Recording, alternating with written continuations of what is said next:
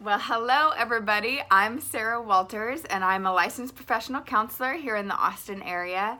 And I am bringing this video to you today because I am so passionate about people understanding themselves mentally and emotionally, because I think that the more knowledge that you have about how you are wired and how you work as a human being, that the more power that you have, the more empowered you are to take control of sometimes the things that you feel out of control of. So this video is really about providing education for you, really for the world to have, so that we can make this place a little bit of a better place, and so that we can grow and heal and mature a little bit in our relationships and in how we spend our days on this earth. So I want to provide you with one of the most basic things that I think you need to know about being human when it comes to your mental and emotional health. And this very basic thing that I think everybody should know is that before anything else, you are wired to survive. You have a survival instinct that comes up in you in daily life, that essentially helps you to stay living anytime that you anticipate threat. So what I want to help show you is the way that this survival instinct that all of us have plays into our stress and into our anxiety that a lot of us deal with on a daily basis. So, at all times during the day, your body is taking in information through all your different senses, through your eyesight, through your hearing, through your taste, through your sensation, your feeling, sensory perception. And all of this information is coming in, and it travels up through our brainstem and into kind of the reptilian part of our brain. This is the part of our brain that we share with other animals. And this part of our brain is called the limbic system. So this limbic system, say this is the brain, we're going to call this the limbic system, okay? It's right here. It's the downstairs brain. This limbic system is responsible for telling you whether or not what you're receiving in your senses, whether something in your environment is threatening or not. And if your limbic system perceives this information as threatening, then your limbic system says, survive. Do whatever you can to survive. This is thankfully the first part of the brain that any information hits, because before you need to think about what to say to your friend, you need to survive, right? So this is why whenever you're driving in the car, you know, and if a car stops in front of you, you want to respond very quickly, right? You don't want to be thinking about, well, how should I take a right or should I take a left to avoid this car? You just want to respond. You want to react.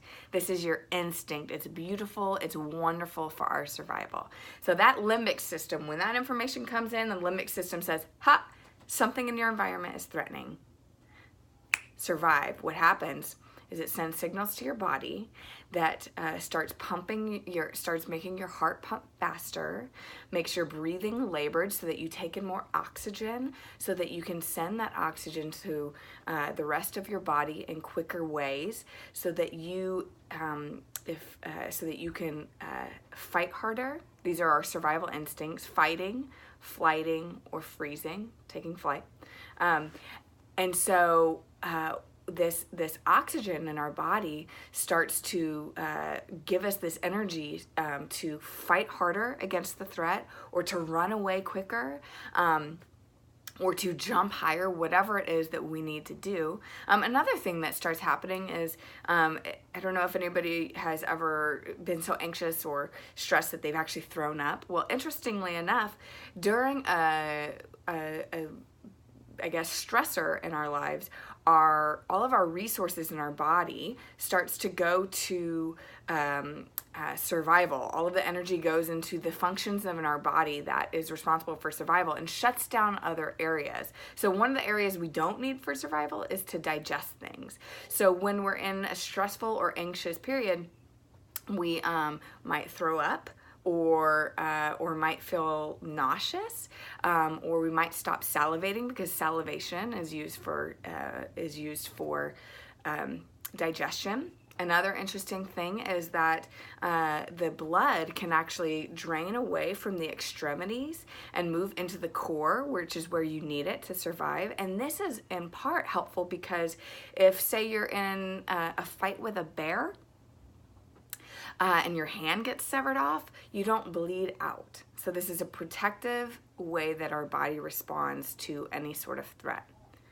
The important thing to know about this is that when you are in this state of survival, when this limbic system is telling your body something in your environment is threatening, the information stops traveling to these upper regions in our brain called our prefrontal cortex.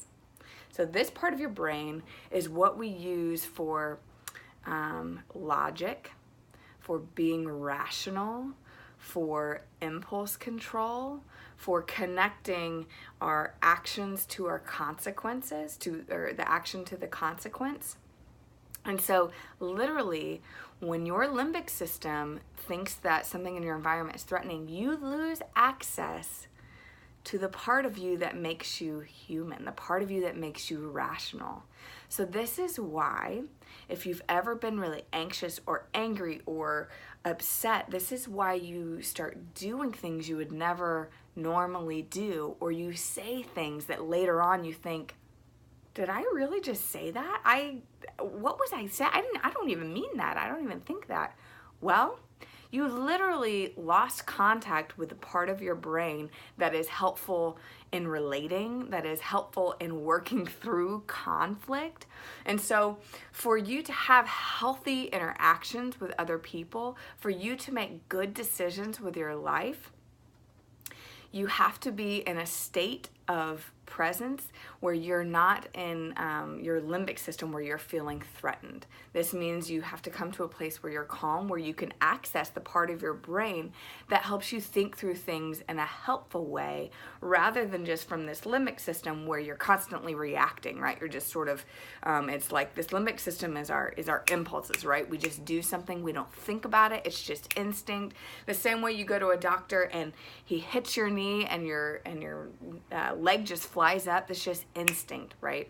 And so this is one part of this series that I want to tackle for you to know about how your body and your brain works. So some really practical takeaways for this is, if you notice that you or someone else you're with is in a state of stress or anxiety, recognize that they are not here. That for the most part, your interactions with them are going to be a lot less helpful whenever they are under extreme stress.